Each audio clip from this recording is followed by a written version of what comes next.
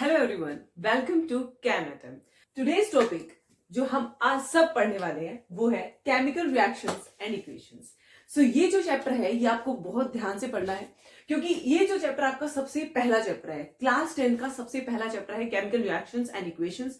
यहाँ की शुरुआत कैसे होती है? इस चैप्टर की शुरुआत होती है इसके नाम से, जो कि क्या है, केमिकल रिएक्शंस। सो सबसे पहला क्वेश्चन हमारे माइंड में जो आता है वो ये आता है कि मैम ये केमिकल रिएक्शंस होती क्या है?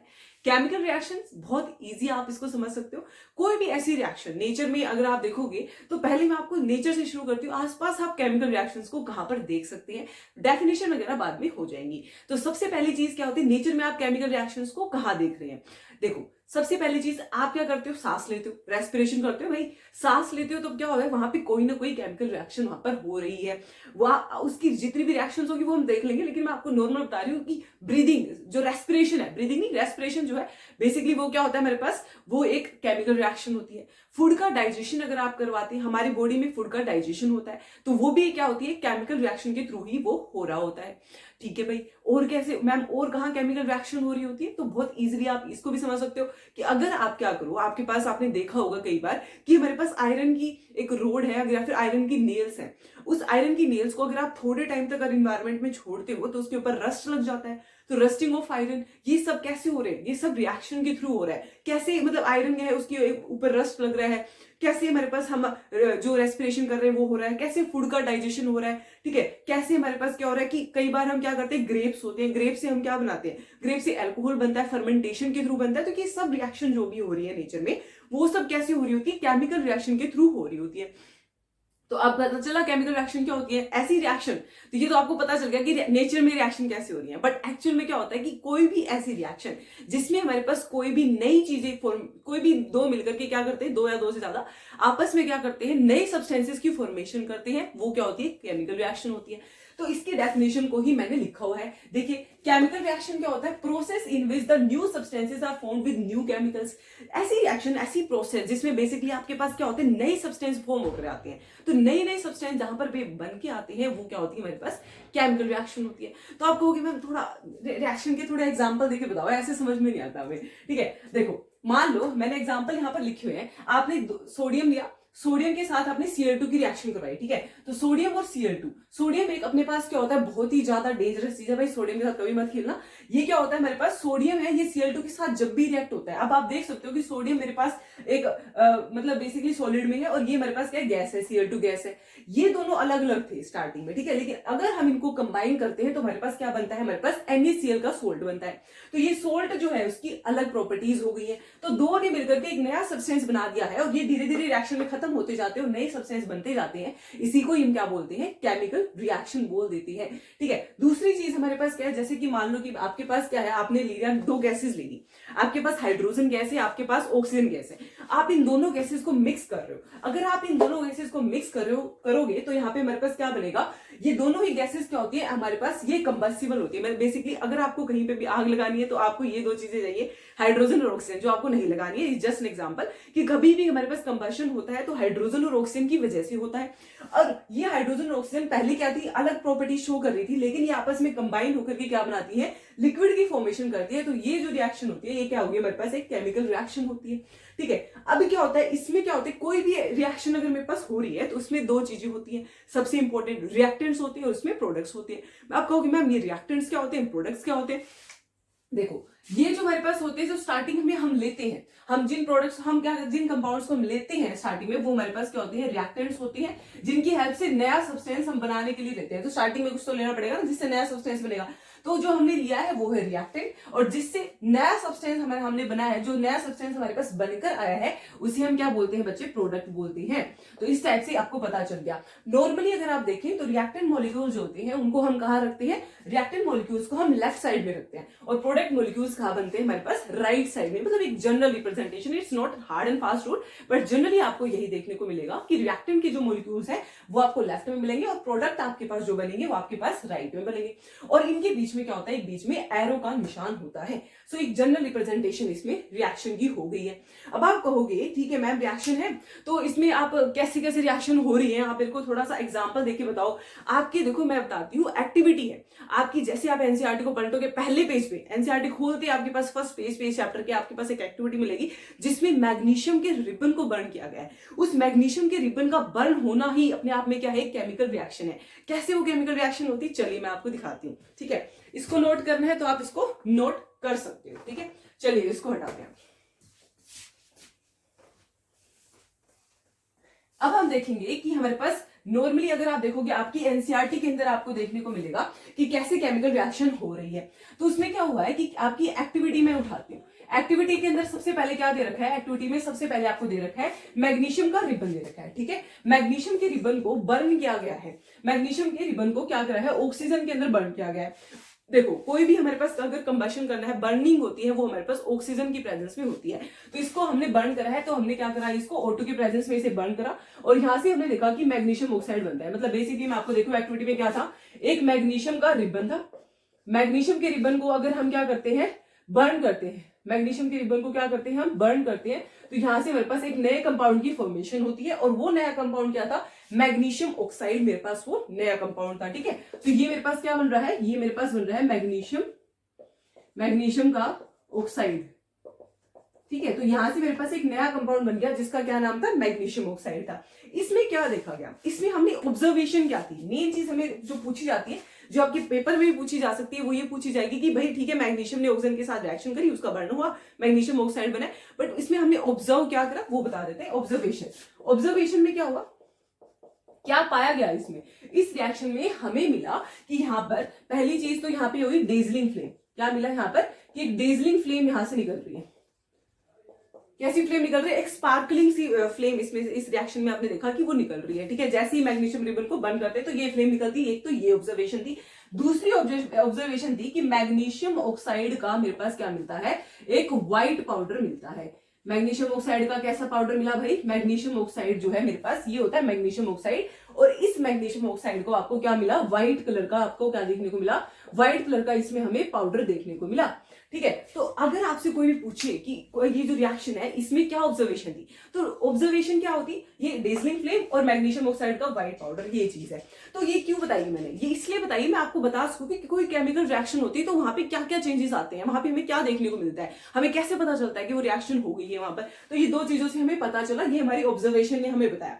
ठीक है, अब इसके अंदर जो सबसे इंपॉर्टेंट चीज बनती है इस एक्टिविटी के अंदर, वो आपको ये याद रखनी है कि जो हमारे पास जो मैग्नीशियम का रिबन होता है ना, इसको हम डायरेक्टली यूज नहीं करते, पहले इसको क्या करते हैं, सैंड पेपर होता है उसकी हेल्प से पहले इसको रब करते हैं। इसको अच्छे से रब करके फिर क्यों करते हैं, आप क्वेश्चन हो गए ठीक है मैम इसको रब करते हैं, पर हम करते क्यों है, मैग्नीशियम के रिबन को स्टार्टिंग में हम क्या करते हैं, रब करते हैं। मैंने कहा था इसे, इसको सैंड पेपर से क्या करेंगे, इसको सैंड पेपर से हम रब करेंगे। अब आप कहोगे भाई रब क्यों करा, वाई वाई वाई वाई क्यों रब करा भाई इसके अंदर, तो सिंपल सा आंसर ये है कि मैग्नीशियम जो होता है, अगर मैं उसको क्या करती हूँ, मान लो कि this is magnesium ribbon, so magnesium के रिबन को अगर मैं ऐसे ही नॉर्मली इन्वायरमेंट में छोड़ देती हूँ ऑक्सीजन में, तो मतलब ऐसे रखा हुआ है, मतलब रूम में रखा है, तो उसमें क्या होगा, इसमें क्या होगा, इसमें जनरली ये होगा कि जो एनवायरमेंट के अंदर जो मेरे पास ऑक्सीजन है वो क्या करेगी, इसके ऊपर क्या हो जाएगी, बिल्कुल आकर के इसके ऊपर चिपक जाएगी, बेसिकली इसके ऊपर बैठ जाएगी जाकर के, और ऑक्सीजन इसके ऊपर बैठ जाएगी, तो इसकी वजह से क्या बन जाएगी, एक लेयर की फॉर्मेशन हो जाएगी, और लेयर किसकी बन जाएगी, मैग्नीशियम ऑक्साइड की लेयर बन जाएगी। तो अगर इसीलिए हमें क्या करना पड़ेगा, इसे सैंड पेपर की हेल्प से इसको रब करना पड़ेगा, और रब करने से क्या होगा, ये मैग्नीशियम ऑक्साइड की लेयर जो इसके ऊपर चिपकी है उसको हम हटा सकते हैं, और इफेक्टिव रिएक्शन आपके पास हो सकती है। तो कभी भी मैग्नीशियम को डायरेक्टली यूज नहीं करते हैं, इसको सैंड पेपर से रब करते हैं। क्यों करते हैं, क्योंकि इसके ऊपर मैग्नीशियम ऑक्साइड की क्या बन जाती है, लेयर, और उसको क्या करना पड़ेगा, हमें रिमूव करना पड़ेगा, इसीलिए हम इसको क्या करते हैं, सैंड पेपर से कर देते हैं इसको साफ, और फिर हम इसको क्या करते हैं, फर्दर रिएक्शन के लिए इसे इस्तेमाल करते हैं। ठीक है, ये क्लियर होगा। कई बार पूछ लेते हैं कि भाई क्यों रब करा, क्यों करा, भाई क्या रीजन है, आ जाता है एक नंबर में कभी, तो आप बता सकते हो ये चीज। ठीक है, तो इतना हो गया आपके पास। तो इससे आगे चलते हैं, इसको हटाते हैं, भाई आपको देखना है, करना है, जो स्क्रीनशॉट लेना है तो ले सकते हो। चलिए आगे चलते हैं। चलिए अब मैं आपको बताती हूँ कि अगर मेरे पास कोई भी केमिकल रिएक्शन है तो उसके अंदर कौन कौन सी चीजें होती हैं जिससे हमें पता चलता है। देखो आपको ठीक है भाई, ठीक है मैम ये केमिकल रिएक्शन आपने बता दी, हमें कैसे पता चलेगा? क्या कोई ऐसी कोई फैक्टर्स हैं जिससे हम देख के पता कर सकते हैं कि यहाँ पर केमिकल रिएक्शन हुई है और यहाँ पे केमिकल रिएक्शन नहीं हुई है? तो बहुत सारी ऐसी चीजें हैं जो आपको ध्यान रख सकते हो जिससे आपको पता चल जाएगी केमिकल रिएक्शन हुई या नहीं है।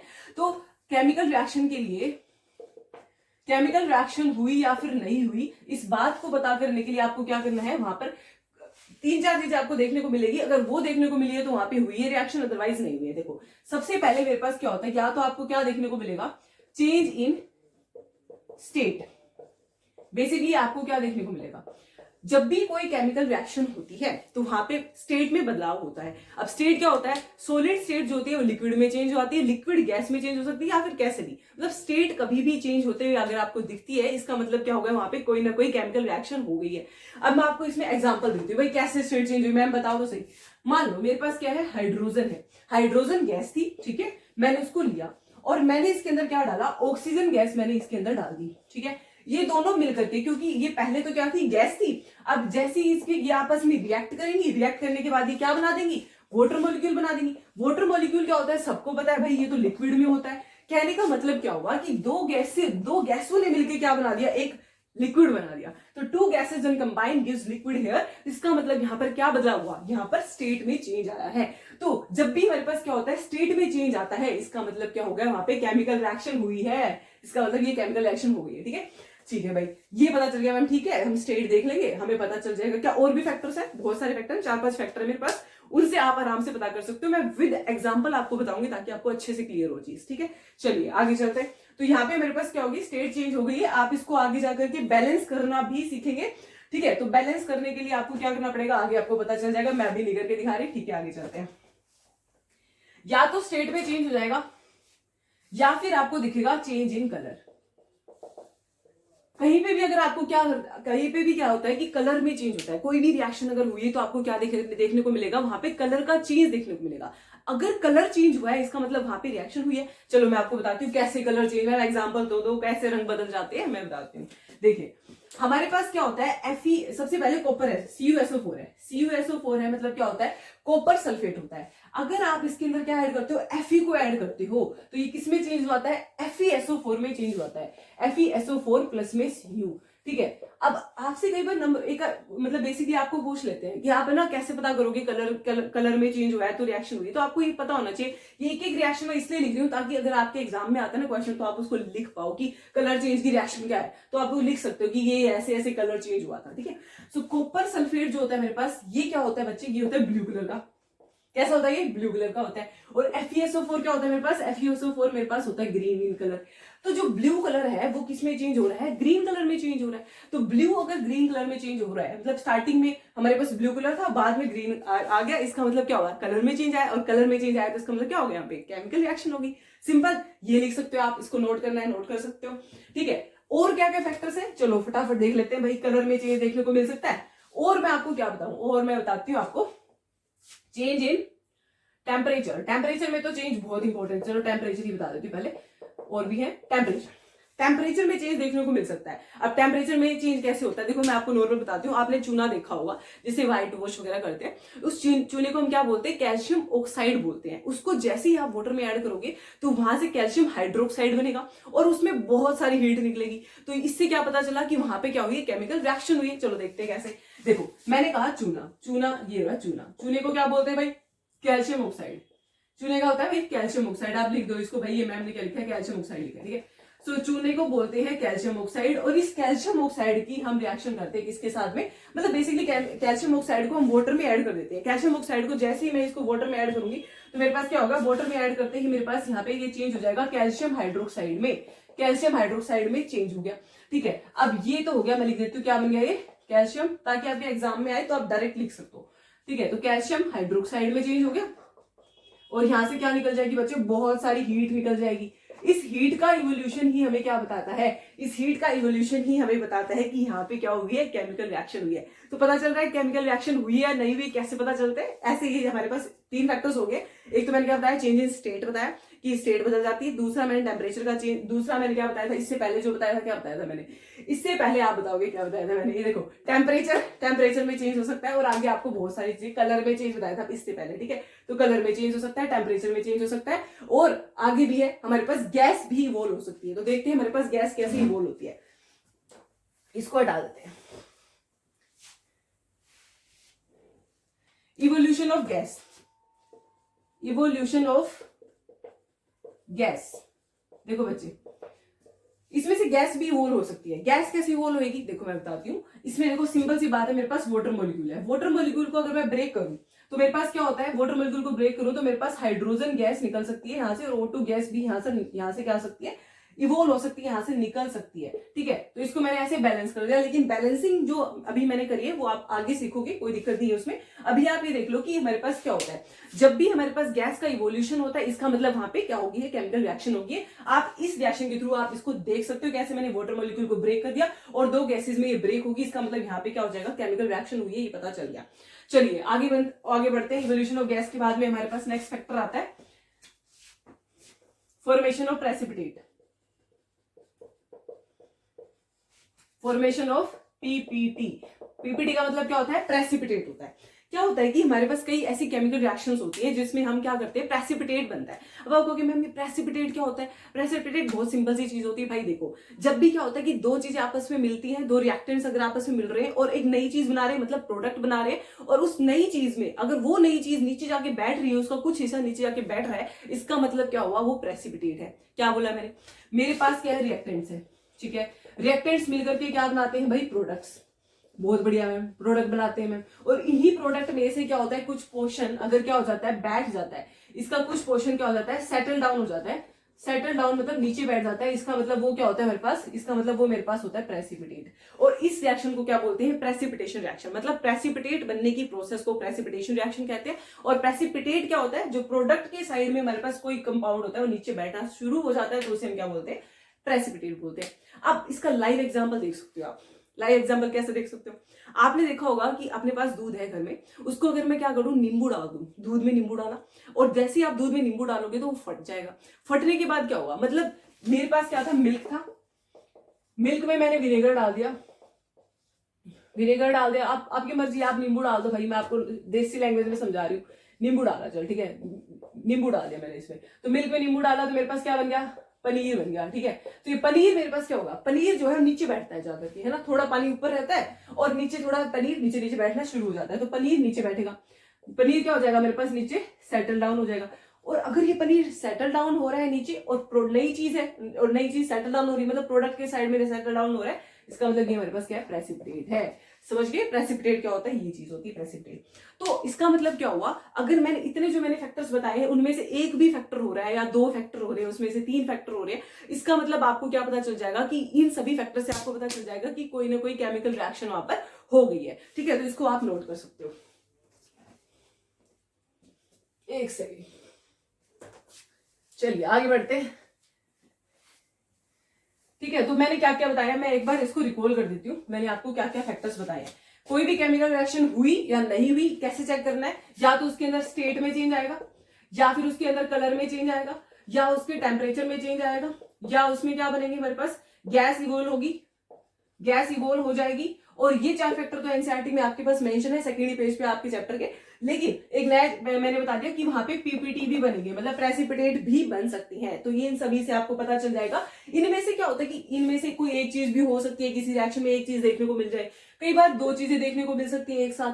तो इनमें से कुछ भी आपको देखने को मिल रहा है, इसका मतलब वहां पे रिएक्शन हुई है, ठीक है। तो we are just generally discussing about, इस फर्स्ट लेक्चर में मैं आपको डिस्कस क्या कर रही हूँ, आपको जनरल इंट्रोडक्शन बता रही हूँ कि भाई केमिकल रिएक्शन क्या होती है, क्यों होती है, कैसे होती है, उसमें हमें कैसे हम उसको एनालाइज कर सकते हैं। तो इस फर्स्ट लेक्चर में आपको ये देखने को मिलेगा, ठीक है। और थोड़ी बहुत हम केमिकल रिएक्शंस के बारे में और जानेंगे कि भाई थोड़ी थोड़ी स्टार्टिंग कर देती हूँ मैं आज, ठीक है। उसके बाद में बैलेंसिंग, कोरोजन, ये सब कुछ बाद में आपको धीरे धीरे हर लेक्चर में आपको पढ़ा दिया जाएगा, ठीक है। चलिए तो आगे बढ़ते हैं इसमें।